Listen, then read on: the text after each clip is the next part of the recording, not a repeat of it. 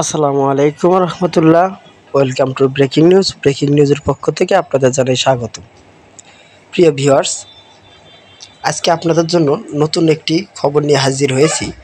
সেটি হচ্ছে গ্রাহকের টাকা দিতে পারছে না 11 ব্যাংক। ব্যাংক নগদ টাকার সংকট প্রকট আকার ধারণ করেছে। বিশেষ করে বিতর্কিত ব্যবসায়ী এস আলমের কবজায় যে ব্যাংকগুলো ছিল সেগুলোর ছাড়া অন্তত 11টি ব্যাংকের নগদ টাকার সংকট বেশি দেখা দিয়েছে। নিজের জমানো টাকা তুলতে গেলেও গ্রাহকদের এসব ব্যাংক থেকে খালি হাতে ফিরছে হচ্ছে। শুধু যে নগদ টাকা দেওয়ার ক্ষেত্রে সংকট হচ্ছে না তা নয়, আরজিএস এবং বিএফটিএনের মাধ্যমে টাকা লেনদেনের ক্ষেত্রেও জটিলতা দেখা দিচ্ছে। টাকার অভাব, গ্রাহকের চাহিদা মাফিক টাকা দিতে ব্যর্থ হচ্ছে এই ব্যাংকগুলো। গ্রাহকরা এক ব্রাঞ্চ থেকে আরেক ব্রাঞ্চে দৌড়ালেও টাকা তুলতে পারছে না। ক্ষুব্ধ হয়ে ঢাকাসহ দেশের বিভিন্ন জেলায় এই ব্যাংকগুলোর ব্রাঞ্চে তালা ঝুলছে গ্রাহকরা।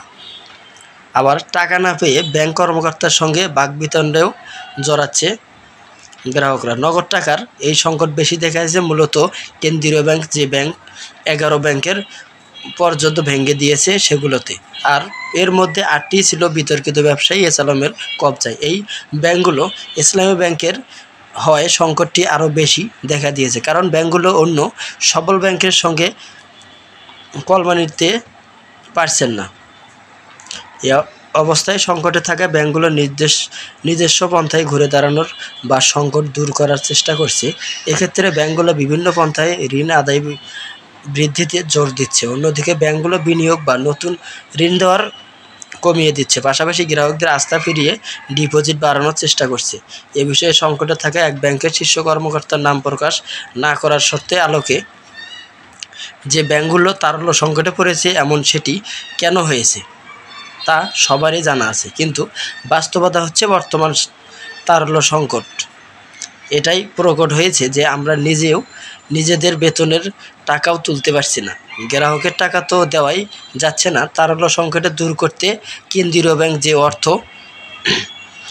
দিয়েছে তা চাহিদার তুলনায় খুবই কম। দেখা যাচ্ছে আমাদের ব্যাংক এখন দরকার 2 থেকে 3 হাজার কোটি টাকা, কিন্তু আমরা তারল্যর সাপোর্ট পেয়েছি 60 থেকে 70 কোটি টাকা। আমাদের মতো সংকটে থাকা ব্যাংকগুলো এখন নিজ উদ্যোগে তারল্য সংকট দূর করতে এবং চলমান সংকট কাটিয়ে ওঠার চেষ্টা করছে। এজন্য নানা কৌশলে ঋণ আদায়ের চেষ্টা করছি। এক্ষেত্রে যারা ঋণ খেলাপি তাদের বাড়ি সামনে গিয়েও ব্যানার নিয়ে দাঁড়ানোর পরিকল্পনাও করছি আমরা। বাংলাদেশ ব্যাংকের মুখপাত্র ও নির্বাহী পরিচালক হোসনে আরা এখন পর্যন্ত যে 11টি ব্যাংকের পর্যট ভেঙে দেওয়া হয়েছে সেগুলো মূল তারল্য সংকট দেখা দিয়েছে বেশি। এর মধ্যে 7টি ব্যাংকের ইতিমধ্যেই 5,000 কোটি টাকা তারল্য সাপোর্ট দেওয়া হয়েছে। এ বিষয়ে আরও কীভাবে ব্যাংকগুলোকে সহযোগিতা করা যায় সে চিন্তাও রয়েছে কেন্দ্রীয় ব্যাংকের। নিজের টাকা তুলতে গিয়েও কী ধরনের বিড়ম্বনার পড়তে হচ্ছে তার বর্ণনা দিলে সিরাজুল ইসলাম নামের এক গ্রাহক। তার ব্যাংক অ্যাকাউন্ট রয়েছে সোশ্যাল ইসলামী ব্যাংক এবং ইসলামী ব্যাংকে। বাড়ি ভাড়া, সন্তানের শিক্ষা খরচ, সংসারের জন্য বাজার সদাই কেনা, এরকম জরুরি প্রয়োজনে প্রতি মাসের শুরুতেই মোটা অঙ্কের টাকা দরকার পড়েছে তার। 50,000 টাকা তুলবে বলে চেক নিয়ে গিয়েছিলাম, কিন্তু ব্রাঞ্চ থেকে আমি টাকা তুলতে পারিনি, কারণ ব্যাংকে টাকা নেই। 22শে সেপ্টেম্বর সোশ্যাল ইসলামী ব্যাংকের নোয়াখালীর সোনাপুর শাখা, মাইজদি বাজার শাখা সহ জেলার বিভিন্ন শাখায় তারল্য সংকটের কারণে পর্যাপ্ত টাকা দিতে পারছে না পাড়ায় সংকটে দেখা দিয়েছে। এখানে 1 লাখ টাকার বিপরীতে গ্রাহকের নতুন আরেকটি চেক দেওয়া হয় 5 থেকে 10 কিংবা 15,000 টাকা। এতে ক্ষুব্ধ হয়ে পড়েন গ্রাহকরা। এছাড়া গত 30শে অক্টোবর সিলেটের ন্যাশনাল ব্যাংক শিবগঞ্জ ব্রাঞ্চে টাকা তুলতে পেরে ক্ষুব্ধ হয়ে গেটে তালা ঝুলিয়ে দেন গ্রাহকরা। সিলেট মহানগরে শিবগঞ্জ এলাকায় ন্যাশনাল ব্যাংকের অ্যাকাউন্টের পর্যাপ্ত পরিমাণ টাকা না থাকায় তার চাহিদা মতো টাকা তুলতে পারছে না। মূলত গেটে তালা দেন ক্ষুব্ধ গ্রাহকরা। 11 ব্যাংকের থেকে গ্রাহকরা টাকা তুলতে পারছেন না। এর মধ্যে রয়েছে ইসলামী ব্যাংক, সোশ্যাল ইসলামী ব্যাংক, গ্লোবাল ইসলামী bank, union bank, national bank, UCB bank, Exim bank, first security ইসলামী ব্যাংক। এর বাইরে আরও 3 ব্যাংক এই সংকটে দেখা দিয়েছে। তারল্য সংকটে থাকা ব্যাংকগুলোর বিষয়ে সম্প্রতি কেন্দ্রীয় ব্যাংক এক ব্রিফিংয়ের গভর্নর আহসান এইচ মনসুর বলেন, আমরা টাকা ছাপাবো না।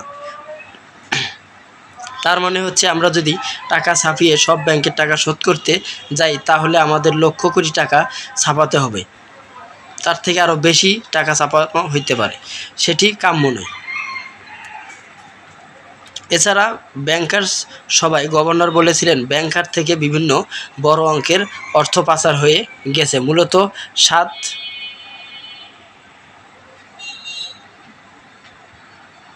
এসব তারল্য সংকটে পড়েছে, আমরা আগের মতোই টাকা ছাপিয়ে এসব ব্যাংকের দেব না।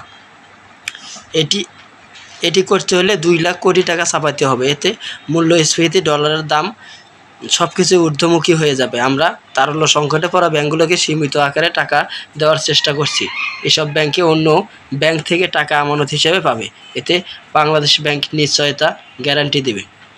এদিকে অর্থনীতিবিদ এবং সিবিডির নির্বাহী পরিচালক ডক্টর ফাহমিদা খাতুন আমাদেরকে বলেন, লুটপাটের কারণেই ব্যাংকগুলোর এই দৈন্যদশা, সংকট সাহসেই কাটবে না, তবুও কীভাবে ব্যাংকগুলোকে ভালো রাখা যায়, আস্থায় ফিরিয়ে আনা যায়, সে প্রচেষ্টা অব্যাহত রাখতে হবে কেন্দ্রীয় ব্যাংকে।